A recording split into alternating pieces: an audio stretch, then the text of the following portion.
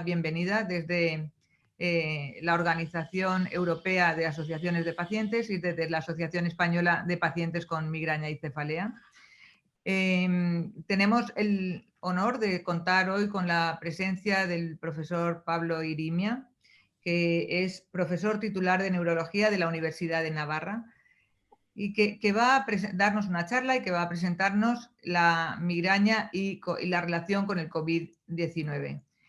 En realidad, de lo que vamos a hablar es de la situación actual de la migraña y de las dudas que podemos tener sobre ella. La organización europea, la EMHA, que organiza este evento, es una asociación paraguas que engloba a 35 asociaciones de pacientes de migraña, cefalea en racimo o otros tipos de cefaleas primarias en Europa, en distintos países de Europa. Las 35 asociaciones estamos trabajando con el mismo objetivo, con el objetivo de mejorar la calidad de vida de los pacientes con migraña. Sobre todo el 90% del trabajo que se hace es por la migraña y para la migraña, y trabajamos para mejorar la calidad de vida en todos los aspectos, en el aspecto familiar, en el aspecto social, pero muy importante y con mucha atención en el aspecto laboral. Todos sabemos que la migraña nos afecta y nos condiciona mucho toda la vida y especialmente la vida laboral, y estamos organizando, generando y creando proyectos y actividades, de hecho muchos de ellos en el Parlamento Europeo, para que se considere la migraña una enfermedad más y esté incluida en el catálogo de las ventajas que pueden tener los trabajadores con una enfermedad crónica.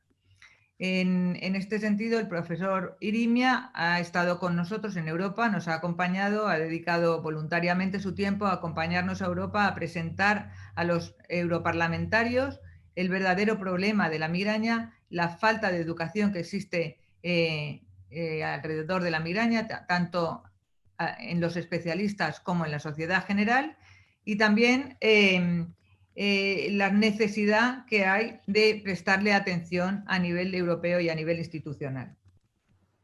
Esta charla es una charla que está englobada dentro de las actividades que hacemos desde la MHA y que se ha hecho para aportar valor al trabajo que se hace también a nivel nacional en cada uno de los países de las 35 asociaciones. En España, la Asociación Española de Pacientes con Cefalea es AEMICE, cuya presidenta es Isabel Colomina, y está hoy con nosotros también, quien va a coordinar la charla, y entre las dos intentaremos luego coordinar las preguntas y respuestas. Y esta es muy importante, es una charla englobada dentro de una actividad que se llama themigrantmovement.com. The Migrant Movement es un movimiento que hemos generado que queremos que se haga fuerte, grande y que represente a todos los pacientes que tenemos migraña. Una de las preguntas que nos preguntan constantemente es ¿dónde están los pacientes con migraña? Nosotros sabemos dónde estamos escondidos cuando tenemos una crisis, no podemos salir y ni siquiera podemos ir al neurólogo si tuviéramos una cita, porque tendremos que estar en casa escondidos, pero es verdad que no somos gente activa socialmente en dar visibilidad a nuestra enfermedad. Por eso hemos creado este themigrantmovement.com movimiento en el que todos debemos estar ahí presentes si queremos seguir activos y viviendo una vida activa de manera positiva, pero luchando para que se mejore la calidad de vida de los pacientes. Doctor Irimia, la primera pregunta, ahora le voy a dar la palabra a Isabel Colomina, pero la primera pregunta que ha entrado en el chat ¿es normal que tenga que vivir todos los días con dolor y en el siglo XXI no se pueda quitar este dolor? Por eso me he reído con esta pregunta, porque es la misma pregunta que yo también le querría hacer y que todo el mundo querríamos saber. ¿Es normal que en el siglo XXI sigamos teniendo esta enfermedad, este dolor, y no se pueda solucionar? Bueno, le voy a dar la palabra antes de que conteste a Isabel Colomina para que presente la Asociación Española en un segundo, y ya con esto empezamos la charla. Pues muchas gracias, Elena, muchas gracias a Elena Ruiz de la Torre, fundadora de la Asociación Española, y por organizar estos talks, y al doctor Irimia, por supuesto, que siempre es un lujo tenerlo. No quiero robar ni un minuto del tiempo del doctor Irimia, solo daros la bienvenida en nombre de AEMICE, que es la Asociación Española. Nos encontráis en la página web dolordecabeza.net. Somos una asociación fundada en el año 2004, declarada de interés público y, por supuesto, sin ánimo de lucro. Y nuestra principal misión es educar y es sensibilizar a la sociedad de qué es la migraña, cómo impacta nuestra vida y qué necesitamos para mejorarla. Muchísimas gracias por estar aquí presentes y cedo la palabra al doctor Irimia. Bien, pues voy a compartir la pantalla. Bueno, pues en primer lugar, dar las gracias a Elena y a Isabel por invitarme a participar en esta actividad, que siempre es un placer participar en actividades con los pacientes con migraña, y espero que esta presentación resulte útil. La idea es que a nivel europeo se están haciendo diferentes presentaciones para hablar fundamentalmente de la migraña y el COVID-19. Estamos ahora en medio de una pandemia, estamos ya en la segunda ola y, bueno, pues no está de más tratar este tema que es de absoluta actualidad. Bueno, lo primero me gustaría definir un poco los términos. Cuando hablamos de COVID-19 nos estamos refiriendo a la enfermedad por el coronavirus, que fue descubierta en el 2019. El virus es un coronavirus tipo 2 que provoca un síndrome respiratorio agudo grave, que en inglés se llama SARS, y por eso a esta enfermedad, al virus en sí, se le llama SARS-CoV-2. A veces la terminología en prensa es un poco confusa, pero bueno, la enfermedad es la COVID-19, el virus es el SARS-CoV-2.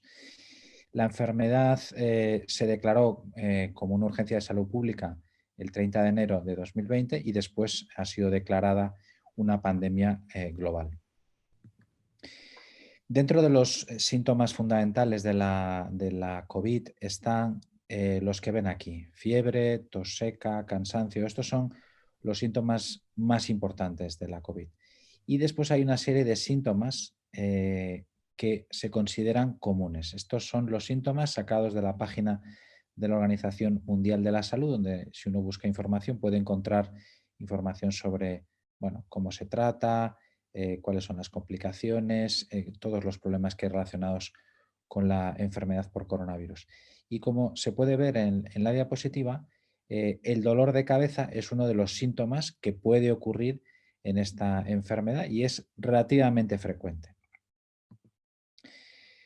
El dolor de cabeza asociado a COVID-19 es un dolor de cabeza que lo habitual es que sea de larga duración, más de 4 horas, que tenga una localización bilateral, es decir, duelen los dos lados de la cabeza, predominando sobre todo en la zona de la frente. Es un dolor intenso en la mayoría de los casos y se puede acompañar de una sensibilidad aumentada a la luz o fotofobia, sensibilidad aumentada al ruido o fonofobia, y en un poquito menos de la mitad de los pacientes consideran que el dolor empeora con la actividad física, pero la mayoría dicen que entre los factores que lo empeoran claramente es la fiebre y la tos. Y como ven, todos estos rasgos de la cefalea asociada al COVID están extraídos de una publicación de un grupo español del Hospital La Paz.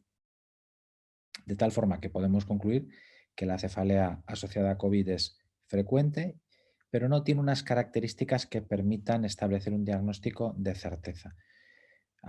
Probablemente aquí están conectados muchas personas que sufren migrañas y dirán, bueno, pues esto se podría parecer un poco a mi migraña. Realmente en los pacientes con migraña el dolor suele ser más unilateral, suele doler más un lado de la cabeza que el otro, a diferencia de este tipo de dolor de cabeza. La hipersensibilidad a la luz y al ruido es mucho más frecuente en los pacientes con migraña y en general los pacientes con migraña tienen un clarísimo empeoramiento con la actividad física que les obliga a permanecer acostados durante las crisis más intensas, a diferencia de lo que se refleja en este estudio estudiando los pacientes con cefalea asociada a COVID. Entre los pacientes que tienen cefalea por COVID, pues lógicamente hay también muchos migrañosos, y cuando se comparan los pacientes con migraña frente a los que no tienen migraña, pues se ha visto que en los pacientes con migraña existe una mayor probabilidad de tener dolor de cabeza con respecto a otros pacientes que tienen COVID-19 pero que no tienen migraña. Su dolor de cabeza es de mayor duración, dura normalmente mucho más de 24 horas.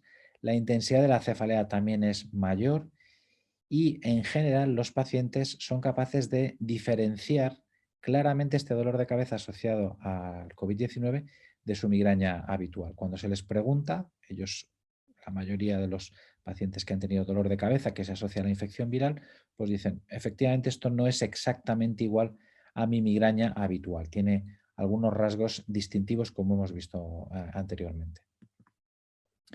¿Por qué la enfermedad por COVID-19 provoca dolor de cabeza? Bueno, pues aquí he puesto dos imágenes diferentes. En la imagen de la izquierda vemos cómo el virus puede afectar a estas zonas del cerebro. Estas zonas del cerebro llega a través de los vasos sanguíneos y puede afectar a las cubiertas que tenemos en el cerebro, que son las meninges. Eso es una estructura clave para la aparición de dolor de cabeza y la afectación por COVID puede de alguna forma afectar específicamente a estas regiones y en ese sentido provoca el dolor. Pero todos sabemos que la infección por COVID normalmente está alojada en la zona de la nariz o en la nasofaringe, de tal manera que hay una vía de entrada más o menos directa a través del nervio olfatorio hacia el cerebro, como podemos ver aquí. El germen está en la nariz, pero existe una comunicación directa a través del nervio olfatorio hacia el cerebro. Y por otro lado, la enfermedad, la COVID-19, tiene una característica pues muy típica, y es que se asocia a la liberación de un montón de factores inflamatorios. Diferentes células, diferentes mediadores de inflamación, y de hecho habrán oído probablemente en prensa que hay una situación que se llama tormenta de citoquinas, que está aquí puesta en esta diapositiva, y esta tormenta de citoquinas a veces provoca un empeoramiento súbito de la enfermedad con fallo de múltiples órganos, etc. Es decir, es una enfermedad que tiene un gran componente inflamatorio. Y la migraña también tiene un componente inflamatorio. De tal modo que vemos que hay estructuras comunes que se pueden afectar tanto en pacientes que tienen infección por COVID-19 como en pacientes que tienen con migraña, y ese componente inflamatorio que está muy aumentado en la COVID-19 puede provocar que las crisis de migraña se vuelvan más frecuentes o más intensas. Si nos fijamos en estas diapositivas, aquí vemos cómo aquí está el nervio olfatorio, que esta es la estructura que les decía que se conecta directamente con el cerebro, pero en la nasofaringe tenemos una serie de nervios, que son estos nervios que se pueden ver en este dibujo. Y estos nervios son pequeñas ramas del nervio trigémino. Y el nervio trigémino es el nervio que se ocupa de transmitir los estímulos dolorosos y que se ocupa de vehiculizar el dolor, de llevar los estímulos dolorosos en los pacientes con migraña.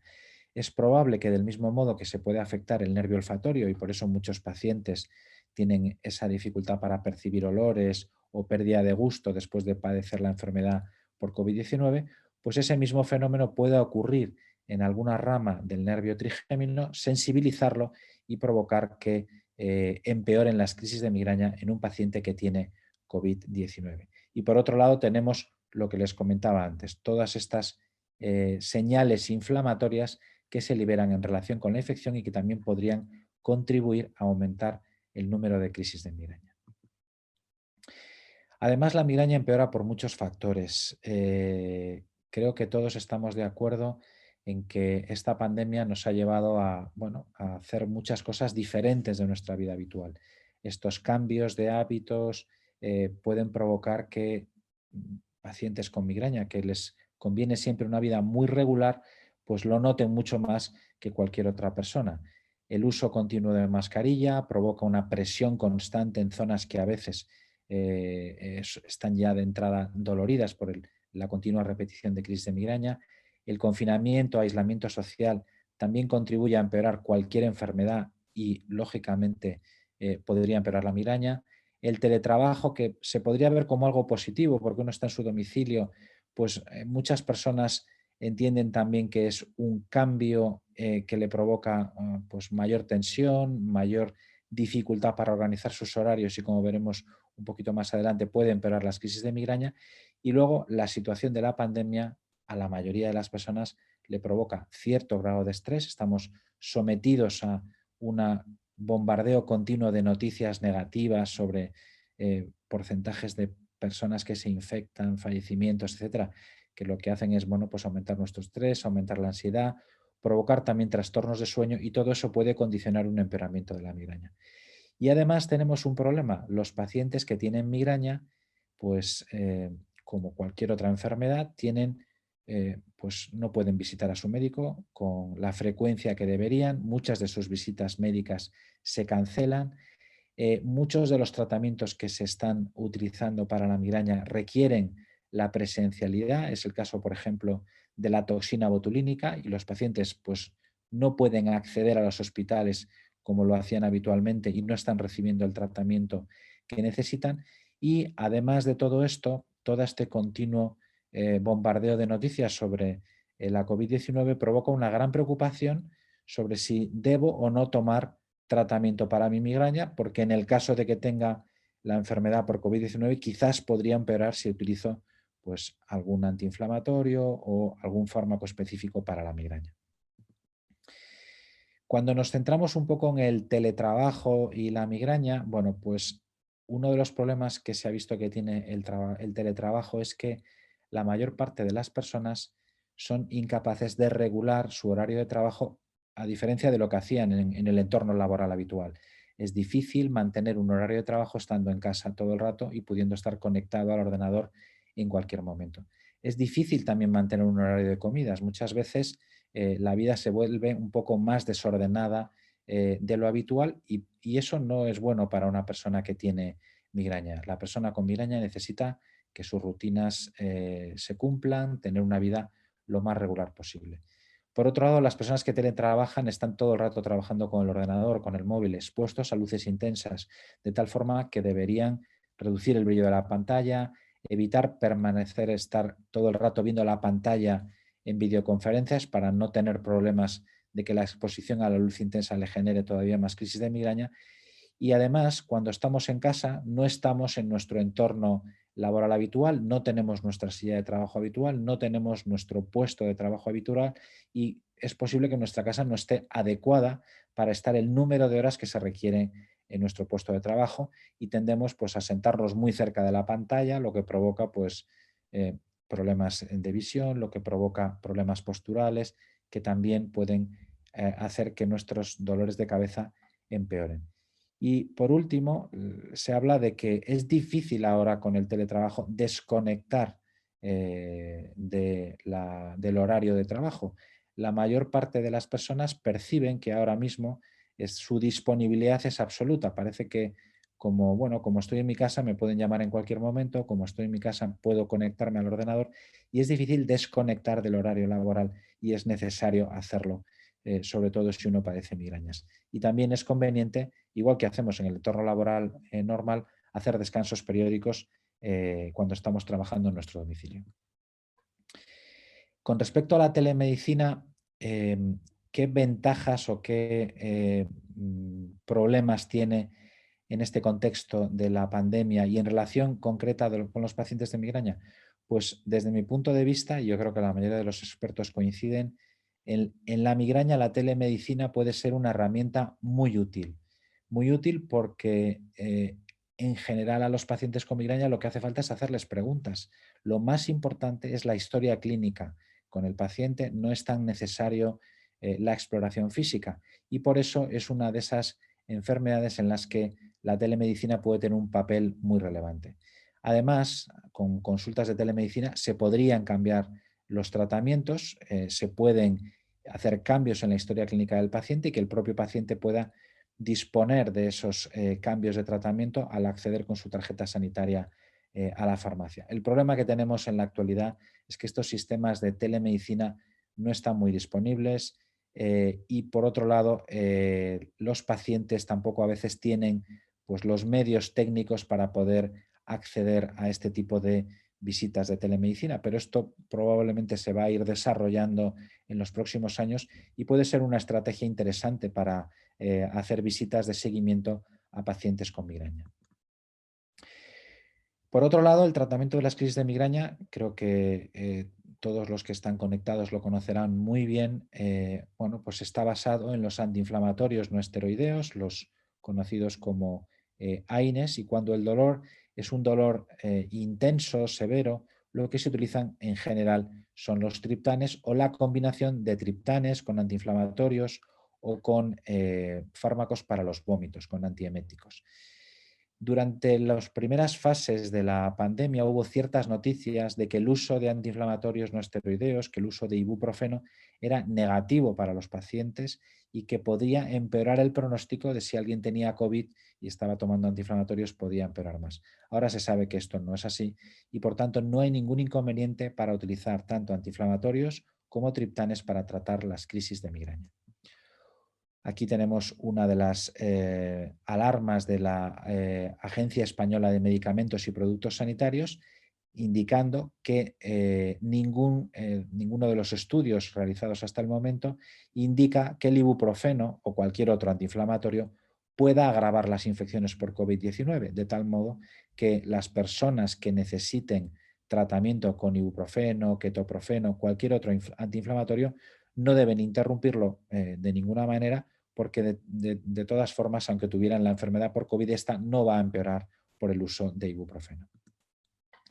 Los pacientes con migraña, muchos de ellos, sobre todo los que tienen migrañas frecuentes, requieren tratamientos preventivos y hay muchos tipos. Hay betabloqueantes, antidepresivos, antiepilépticos o neuromoduladores, toxina botulínica, y tenemos recientemente la comercialización de los denominados anticuerpos monoclonales frente al CGRP o frente al receptor de CGRP.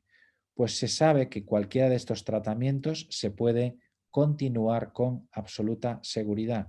No hay ningún problema, aunque el paciente migrañoso adquiera una infección por COVID, la utilización de estos fármacos no va a provocar en ningún caso un empeoramiento de la enfermedad. De tal modo que hay también alarmas de la Agencia Española de Medicamentos explicando que aunque es verdad que hay una serie de complicaciones asociadas al uso de antidepresivos tricíclicos, que son los que se utilizan en la migraña frecuente, como puede ser la amitriptilina, o con el uso de los triptanes, pues se ve que podría haber algún tipo de interacción con algunos de los fármacos que se utilizan para el tratamiento del COVID, pero que es algo que no tiene por qué dar ningún problema si el médico es consciente de los tratamientos que toma el paciente y ajusta las dosis, de tal forma que no hay ninguna limitación para el uso ni de fármacos para las crisis de dolor ni de fármacos preventivos para la migraña. ¿Qué otras recomendaciones podemos dar a los pacientes con migraña en esta situación de pandemia?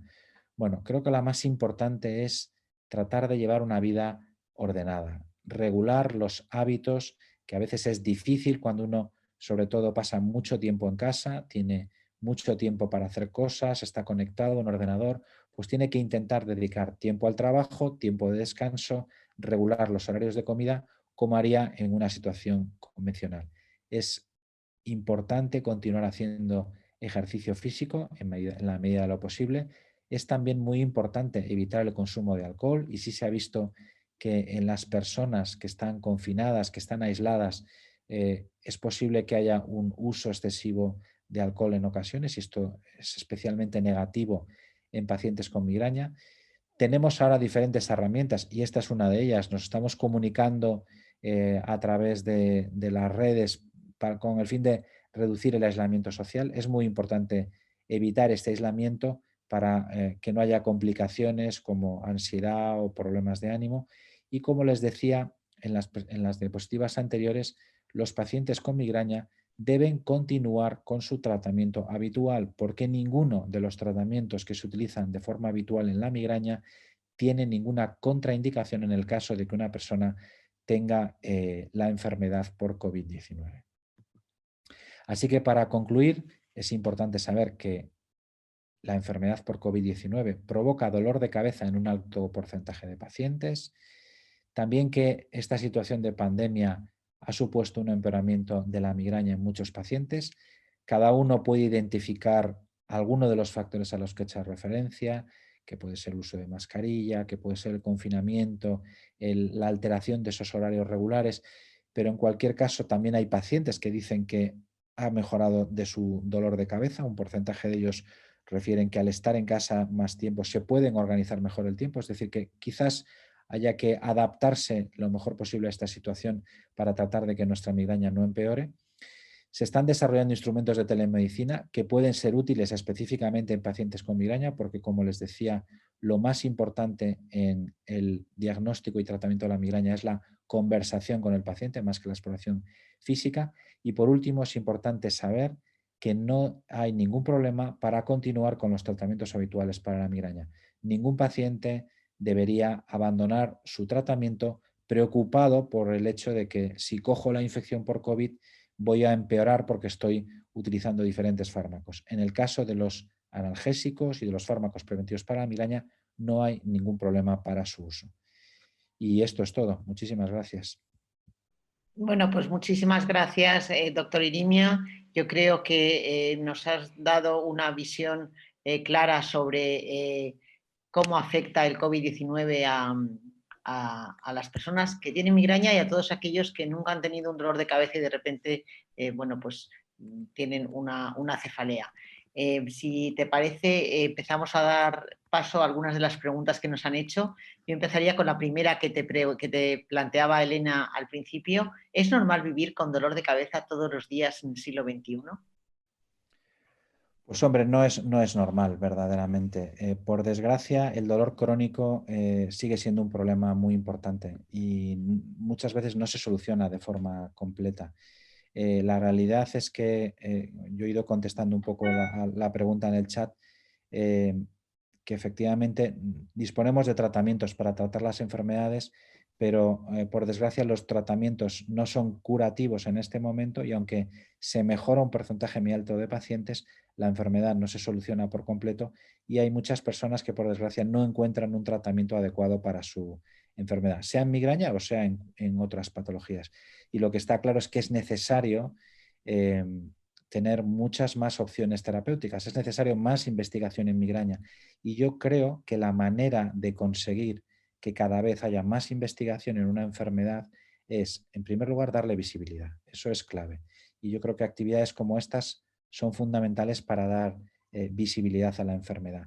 Y solo de esa manera los responsables políticos, las personas que de alguna forma proporcionan recursos para el tratamiento de las enfermedades, para disponer de fondos para la investigación, se darán cuenta de que es necesario que específicamente para enfermedades como estas, como la migraña, que es una enfermedad frecuente, incapacitante, y que de hecho es la primera causa de incapacidad entre las personas de 16 y 50 años, pues necesita recursos de investigación porque todavía quedan muchas cosas por hacer y muchos pacientes que no tienen un tratamiento eficaz.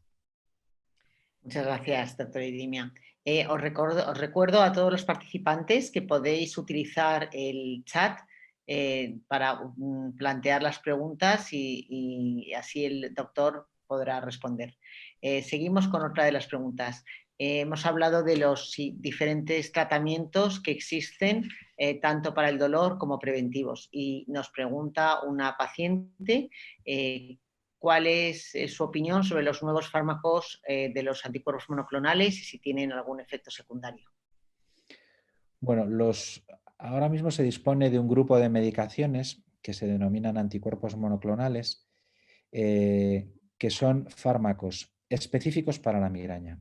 En la migraña se ha visto que hay en los pacientes durante las crisis y también entre un episodio y otro un aumento de una proteína que se llama CGRP, es el nombre de la proteína, son las siglas del péptido regulador del gen de la calcitonina, que al estar elevada se supuso que tenía un papel importante en el desarrollo de las migrañas. Lo que se ha hecho es generar unos anticuerpos que lo que hacen es unirse a esa proteína o unirse al receptor de esa proteína y evitar que tenga efectos negativos, de tal forma que se ha visto que mejora claramente a los pacientes con migraña.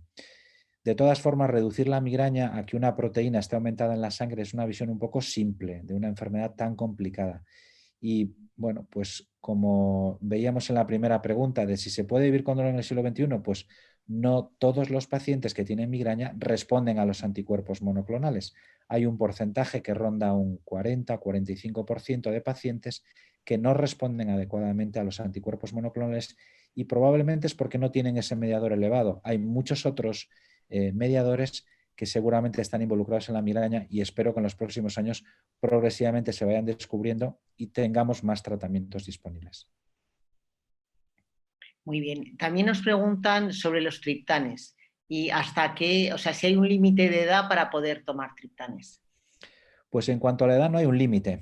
El problema de los triptanes es que, bueno, la migraña se produce porque se dilatan las arterias del cerebro y lo que hacen los triptanes tienen un efecto vasoconstrictor, reducen el calibre de los vasos, de tal forma que estarían contraindicados en aquellos pacientes que tienen, por ejemplo, antecedentes de un infarto de corazón, que tienen antecedentes de un ictus, y ese tipo de enfermedades son más frecuentes a medida que van pasando los años.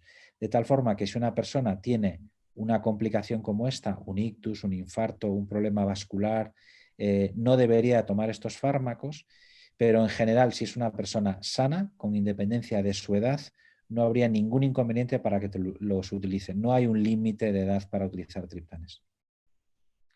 Muy bien. También nos preguntan sobre los complementos como el omega 3 y el magnesio, que si pueden aliviar algo el dolor de migraña. Bueno, el magnesio sí que se ha demostrado que es un fármaco que puede ayudar a los pacientes con migraña. No es de una eficacia muy importante, pero sí que se ha visto que los pacientes que lo toman tienen cierto beneficio.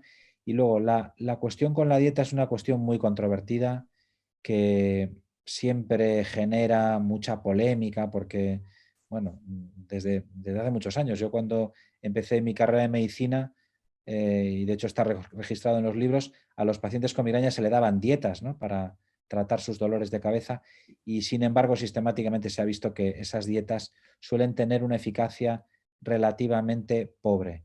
Las personas con migraña tienen que tomar una dieta variada, lo que se recomienda para cualquier persona por salud, dieta mediterránea, no muy rica en sal como cualquier otra persona, pero no hay una dieta específica que consiga mejorar a los pacientes. Como dice esta persona, estoy viendo la pregunta, que esta dieta puede tener cierto efecto antiinflamatorio. Bueno, en el fondo, la migraña durante las crisis sí que tiene un componente de inflamación, pero entre los episodios habitualmente no. Y en ese sentido creo que no sé si es recomendable decir que alguna dieta puede ser más eficaz que otra. En el fondo ninguna está demostrada que sea más eficaz y lo que hay que hacer es una dieta variada y ya está. Gracias, doctor. Nos preguntan su opinión o qué opinión desde la medicina o desde la neurología se tiene sobre la idea del doctor Goicoechea de que las migrañas son un producto de aprendizaje y que el cerebro, bueno, pues lo que hace es evaluar de una manera errónea y por eso, bueno, pues se puede modificar de alguna manera mediante el aprendizaje. Nos preguntan cuál es su opinión al respecto o su opinión o la opinión que se tiene en medicina acerca de esta idea. Bueno, la migraña, lo que se ha visto en los últimos años es que es una enfermedad neurológica y se dice con una certeza absoluta. No es una enfermedad psicológica, no tiene nada que ver con, bueno, pues con la ansiedad, con la depresión, con problemas de la persona. Durante las crisis se ve con claridad que hay unas zonas del cerebro que se activan, que se desactivan dependiendo de la fase de la migraña. Se han identificado marcadores genéticos, se han identificado alteraciones en la sangre, como estos mediadores que les comentaba al principio, como el CGRP, que están elevados en pacientes con migraña, y de alguna forma reducir la migraña a un problema de, bueno, pues no sé, un problema de aprendizaje o un problema de... No tiene mucho sentido. Evidentemente, como cualquier enfermedad, nos da igual que hablemos de migraña que de cualquier otro problema de salud, pues tiene una influencia ambiental muy importante. Si una persona está más nerviosa, si una persona tiene conflictos, pues puede empeorar su migraña o puede empeorar su artritis o puede empeorar cualquier problema de salud que tenga. Pero eso no quiere decir que el origen de la enfermedad sea esa situación de ansiedad, esa situación de trastorno de ánimo. Creo que hay que entender con claridad que la migraña tiene unas causas muy bien definidas, que las causas están en el cerebro, que están claramente demostradas y que efectivamente existe una cierta influencia desde el punto de vista de la ansiedad, del estado de ánimo, sin ninguna duda. Pero eso no es la causa de la enfermedad, sino una circunstancia que puede hacer que el dolor pueda empeorar. Gracias.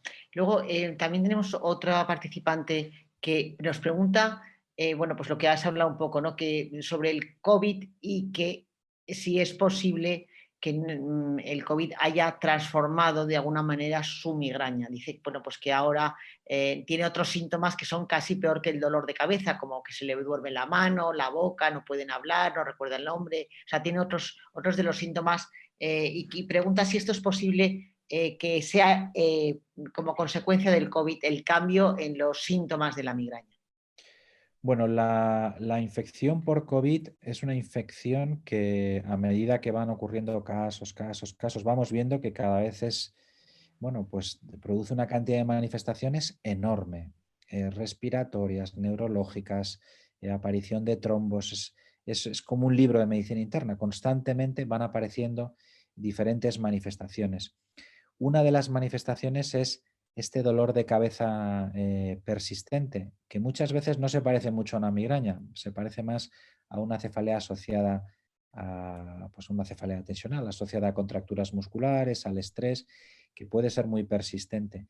Y hay pacientes que desarrollan este tipo de dolor de cabeza, como dice esta persona, una cefalea crónica diaria, y no sabemos muy bien el por qué, porque al principio se pensaba que era el componente inflamatorio de la enfermedad, pero en muchos casos se soluciona ese componente inflamatorio y el paciente no mejora.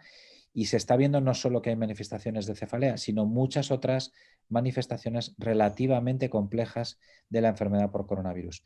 Cada vez se tiene más información al respecto, pero en este momento no hay una hipótesis clara de por qué estos síntomas persisten durante tanto tiempo. Yo espero que en los próximos meses, a medida que se vayan estudiando más y más pacientes con estas manifestaciones tardías, podamos tener más pistas sobre por qué ocurre y sobre todo sobre cómo tratarlas.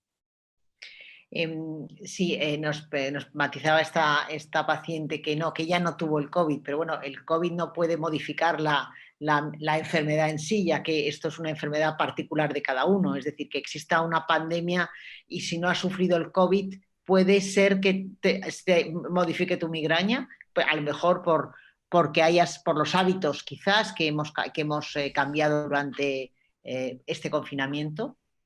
Puede ser en relación con los hábitos y también es verdad que, bueno, y todas estas circunstancias que hemos hablado, ¿no? Cambios en cuanto a el uso constante de mascarillas, los ritmos de sueño, el estrés que supone toda esta situación, puede facilitar que uno tenga crisis de migraña. También hay que tener en cuenta que la migraña a lo largo de la evolución, a lo largo de la vida de la persona, también va dando altos y bajos y puede que coincida en este momento uno de esos momentos de mayor pico de enfermedad que no tenga ninguna relación con ninguna de estas circunstancias. Y yo creo que lo que hay que hacer en esos casos es comentarlo con el médico habitual para ver si en este momento compensa hacer alguna aproximación diferente de tratamiento o poner alguna medicación preventiva para tratar de aliviar esta situación de dolor continuo. Gracias. También nos preguntan si los migrañosos tenemos más riesgo de padecer ictus. Pues la respuesta rápida es sí. Se ha visto diferentes estudios que demuestran que hay un riesgo ligerísimamente más aumentado en pacientes con migraña con aura, no migraña convencional, sino solamente en los pacientes con migraña con aura. Pero este aumento de riesgo es tan pequeño que prácticamente es despreciable. De tal forma que yo creo que no hay que magnificar todos estos datos, porque en la práctica habitual no se ven pacientes. Es excepcional encontrarse un paciente con migraña con aura que sufra un ictus y ningún paciente con migraña con aura debería tener una preocupación excesiva por el riesgo de esta complicación. Sí es verdad que el hecho de que la persona tenga migraña con aura, por ejemplo, puede condicionar determinados hábitos o determinados tratamientos del paciente. Y me explico. Por ejemplo, una mujer que tiene migraña con aura, pues el uso de anticonceptivos orales, de determinados anticonceptivos orales, no es recomendable, porque los anticonceptivos tienen un riesgo de aumentar la situación de trombosis y la migraña también lo tiene y ese riesgo se multiplica. Una persona con migraña con aura, si fuma, si es hipertensa, si tiene el colesterol elevado, se tiene que cuidar más comparativamente que una persona que no tiene migraña con aura. Pero en el fondo el incremento de riesgo que produce tener migraña con aura es muy, muy, muy pequeño y en ese sentido no hay que preocuparse en exceso. Muy bien. Nos preguntan también si en el caso de tomar medicación preventiva de manera continuada durante varios años, eso puede tener efectos secundarios. Pues la verdad es que no. La mayoría de los efectos secundarios que tienen los medicamentos preventivos son mientras uno los toma o desde el inicio del tratamiento. Y de hecho, si se fijan por las diapositivas, la mayoría de los fármacos se utilizan para la depresión, para la tensión arterial, como antiepilépticos. Y los pacientes que son hipertensos, que tienen problemas de ánimo o que tienen epilepsia, necesitan tomar esos tratamientos muchas veces de por vida. Es decir, que hay experiencia de uso de esos fármacos durante periodos prolongadísimos de tiempo y se ha visto que su uso no provoca ningún problema y no debería ser una excepción en pacientes con migraña. Así que en general los tratamientos preventivos se intenta utilizarlos durante un año y luego ver si se pueden retirar, pero si hiciera falta utilizarlos más tiempo, no debería tampoco generar ningún tipo de preocupación porque son fármacos habitualmente pensados para tomarlos a largo plazo y muy seguros. Nos preguntan también relacionado con el ictus, si también las personas que vivimos con migraña o tenemos migraña tenemos más riesgo de padecer Alzheimer. Pues hay una controversia al respecto. De hecho, parece que tener migraña protege, en cierto sentido, Bueno. de la enfermedad de Alzheimer. No se sabe muy bien por qué. No se sabe si es porque las personas usan muchos antiinflamatorios y el uso de antiinflamatorios es un factor protector frente a la enfermedad, o si la propia migraña tiene algún tipo de alteración que de alguna forma protege frente a la enfermedad. Pero lo que está claro es que la migraña en un porcentaje muy alto de personas es una patología muy benigna. Es decir, una persona inicia con migrañas, empieza a tener migrañas en la adolescencia, pasa los años más productivos de su vida con crisis muy, muy frecuentes y cuando alcanza la edad adulta y sobre todo en mujeres cuando llegan a la menopausia, en muchas ocasiones el dolor mejora de forma muy significativa. Es decir, la migraña puede que tenga algún componente de alteraciones crónicas en el cerebro, pero mayoritariamente los pacientes no van a tener ese tipo de alteraciones y no tienen ningún componente degenerativo que se sepa hasta el momento.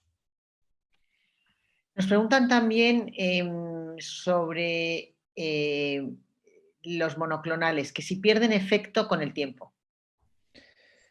Bueno, el problema con los monoclonales es que han sido comercializados desde hace poco tiempo y la experiencia todavía no es muy amplia. Lo que se sabe es que a medida que uno los utiliza, mayoritariamente lo que logra es que va progresivamente disminuyendo el número de días de dolor de cabeza. Es decir, no deberían perder efecto con el paso del tiempo. Pero como digo, como en todas las cosas en medicina, no se puede decir siempre o nunca, siempre hay excepciones a todo y efectivamente sí que se ven pacientes que con el paso del tiempo pueden perder eficacia. La mayoría de los pacientes con migraña tienen la experiencia de que el uso de triptanes, el uso de toxina botulínica y la experiencia que hay hasta ahora con monoclonales pues no van perdiendo eficacia con el tiempo, pero por supuesto puede haber algún tipo de excepción. También nos preguntan si hay otros vasoconstrictores, además de los que ha citado anteriormente, que puedan ser efectivos. Bueno, pues el vasoconstrictor más utilizado durante muchos años era la argotamina, que ahora está muy en desuso porque la ergotamina se observó que muchos pacientes que la tomaban con cierta frecuencia desarrollaban lo que se denomina una cefalea por uso excesivo de medicación. Y eso es un gran problema en personas con dolores de cabeza frecuentes. El uso excesivo de medicación puede provocar un empeoramiento del dolor de cabeza y ese empeoramiento es frecuente en pacientes que utilizan ergotamina. De tal forma que ahora mismo ya no se utiliza mucho este tipo de fármacos, salvo situaciones de personas que lo utilizan desde hace muchos años y por qué lo van a dejar si les funciona bastante bien, pero en general los médicos no hacen nuevas prescripciones de ergotamina y esta medicación va desapareciendo progresivamente del mercado. Muy bien. Antes has hablado de pues de que con el COVID pues, que se van acumulando de alguna manera los datos de las personas que empiezan a tener unas cefaleas después de sufrir el COVID. ¿Cómo se está tratando en general estas cefaleas producidas por COVID? ¿Como si fueran migrañas? ¿Como si fueran cefaleas tensionales? ¿Qué tipo de tratamientos están recibiendo? Bueno, pues lo que se está haciendo ahora mismo es, en primer lugar, tratar cuando es relativamente cercana a la infección, utilizar antiinflamatorios. A veces incluso se están utilizando esteroides para romper ese componente inflamatorio que podría estar asociado a la enfermedad por la COVID-19. Eso por un lado. Y luego, cuando el dolor es persistente, lo que se intenta es desde el punto de vista de los síntomas ver si las características del dolor que tiene el paciente se corresponden con lo que sería una migraña crónica o con una cefalea tensional crónica.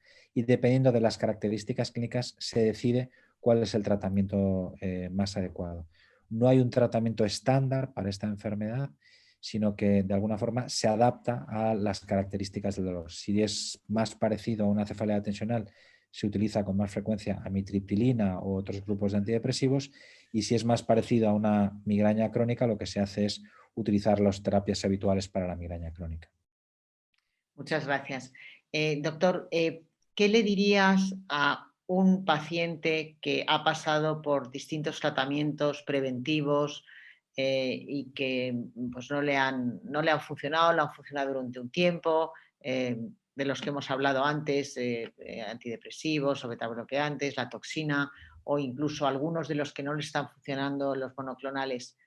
Y son esas personas, bueno, pues que son las desesperadas, las que nos llaman a la asociación. ¿Y ahora qué más se puede hacer?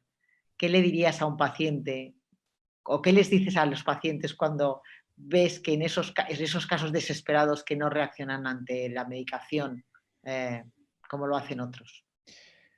Bueno, pues es difícil de alguna forma conseguir consolar a una persona que ha probado muchas medicaciones y ve que no consigue mejorar.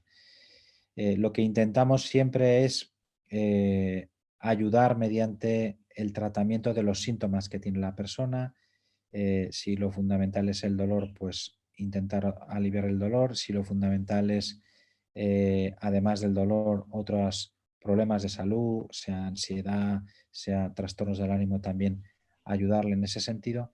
Pero hay ocasiones en las cuales los pacientes no encuentran una mejoría y utilizando tratamientos muy avanzados.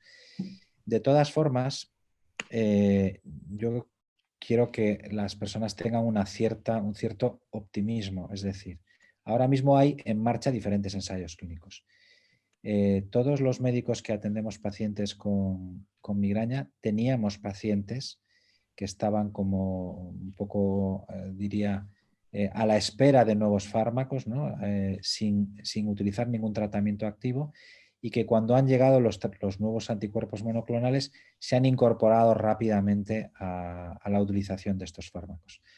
La idea es que nuevos fármacos van a llegar y están en desarrollo un grupo de fármacos que se llaman gepantes, que pueden ser una alternativa a pacientes que no han respondido a estos anticuerpos monoclonales. De tal manera que, bueno, pues no hay que perder la esperanza, pueden surgir nuevos tratamientos. Yo he tenido pacientes que no tenían ninguna alternativa terapéutica, han salido los anticuerpos monoclonales y por suerte hemos conseguido rescatar de ese dolor crónico a un porcentaje relativamente elevado de ellos, y espero que en los próximos años, con la llegada de nuevos fármacos, podamos todavía ayudar a algún paciente más. Doctor, ¿cómo crees que es de importante la gestión que hace el paciente de su enfermedad? Es decir, ¿cómo puede un paciente mejorar su calidad de vida, además del tratamiento farmacológico de los que hemos hablado y que cada caso es individual y personalizado? Bueno, los pacientes con migraña, bueno, vosotros lo sabéis muy bien que padecéis la enfermedad, muchas veces saben más de su migraña que el médico que les atiende. Conocen mejor su migraña que cualquier otra persona. No hay dos migrañas iguales, no hay dos pacientes iguales, de tal forma que con la experiencia de la repetición de las crisis, la mayoría de los pacientes a lo largo de los años descubren cuáles son sus desencadenantes, cómo deben ser sus hábitos, cuáles son los fármacos que más le ayudan. Tienen muchísimo conocimiento de su enfermedad. Si conseguimos canalizar de alguna forma toda esa experiencia que tienen los pacientes junto con el conocimiento que le pueden aportar otros profesionales de la salud, sean neurólogos, sean médicos de familia, aportando fármacos preventivos, buscando otras soluciones que quizás el paciente no tiene herramientas para pensar en ellas, pues podemos ayudarle de forma muy significativa.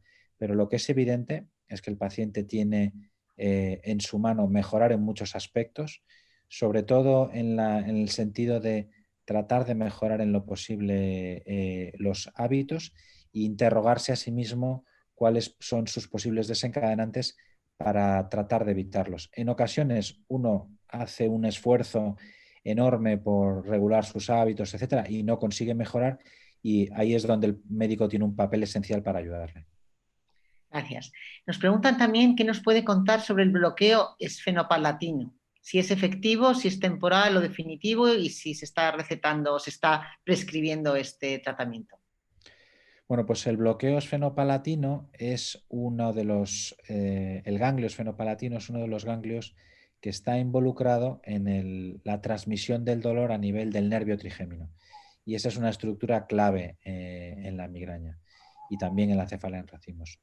El bloqueo del ganglio esfenopalatino es un tratamiento muy habitual en pacientes con cefalea en racimos y no es tan habitual en pacientes con migraña. Hay algunas observaciones que dicen que puede ser de utilidad en algunos pacientes, pero no es uno de los tratamientos estándar recomendados en pacientes con migraña.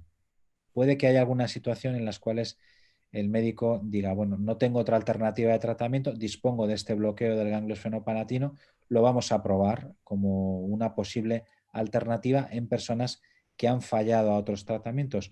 Bueno, pues podría plantearse esa opción, pero no es una de las opciones de primera línea para el tratamiento de la migraña.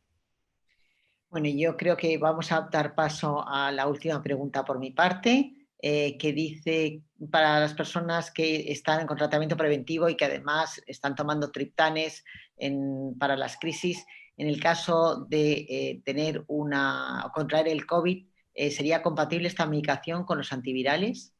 Sí, en general sí. Simplemente lo que hay que hacer es ajustar la dosis de la medicación. Es decir, no es que haya una incompatibilidad, sino que lo que hay que hacer es que el médico lo conozca y controle las posibles interacciones de los fármacos. Algunos de estos antivirales actúan sobre receptores de serotonina y los triptanes, los antidepresivos, actúan también sobre estos receptores de serotonina, y lo que hace es tener un efecto que suma sobre la acción en estos receptores, y esa estimulación del sistema serotonérgico puede provocar algún síntoma, que en algunos casos pueden ser síntomas relativamente importantes, pero si el médico es consciente del consumo de estos fármacos, en principio no debería haber ningún problema, y desde luego en el domicilio nadie está tomando este tipo de antivirales, con lo cual no hay ningún problema para su utilización en casa, los triptanes o cualquier otro fármaco. Muy bien, doctor. Pues por mi parte, muchas gracias por tu charla, sobre todo por tu dedicación siempre con los pacientes y por tu magnífica exposición y respuestas a las preguntas de los pacientes. Paso la palabra a Elena Ruiz de la Torre. Elena. Bueno, espero que esta charla haya sido tan interesante para todos los participantes como ha sido para mí. Creo que ha sido una charla muy didáctica. En algunos de los comentarios que hemos recibido, la gente dice que han escuchado cosas que nunca habían oído sobre el COVID o la migraña, que no han recibido en ninguna otra fuente. La verdad es que ha sido tremendamente interesante. Quiero darte las gracias de corazón, profesor Irimia. Para los pacientes que están aquí oyéndonos y que no lo saben, el profesor Irimia está siempre del lado de los pacientes, luchando junto a nosotros por dar visibilidad a esta enfermedad y por intentar que de hoy en adelante el futuro sea mucho mejor para las personas con migraña. El doctor Irimia viene a Europa, es además, antes no lo he dicho, pero es además co-chair del grupo específico de cefaleas de la Academia Europea de Neurología. Es una persona tremendamente activa en nuestro campo, al que tenemos que agradecerle todo el esfuerzo que dedica para mejorar nuestra vida. Muchas gracias, profesor. Muchas gracias a vosotros, estoy encantado de participar en vuestras actividades. Yo también soy migrañoso, tengo que deciros, quizás esto me inclina mucho a tratar de ayudar sobre todo a los pacientes en la medida que puedo, pero soy un migrañoso fácil de tratar. Gracias a Dios yo no tengo grandes problemas, pero entiendo perfectamente, y yo creo que el que ve una persona con migraña entiende perfectamente lo que es la enfermedad cuando tiene una crisis, el grado de incapacidad que produce, aunque no sea una enfermedad de alguna forma que nadie se vaya a tener ninguna complicación grave, verdaderamente el no poder desempeñar una actividad laboral, social, familiar, es tremendamente frustrante y sobre todo para los pacientes con cefaleas crónicas esto es una cosa terrible y espero que progresivamente vayamos teniendo más y más tratamientos para ayudar a estas personas. Pues muchísimas gracias. Muchas gracias y damos por cerrada esta talk de esta tarde. Gracias a todos por participar.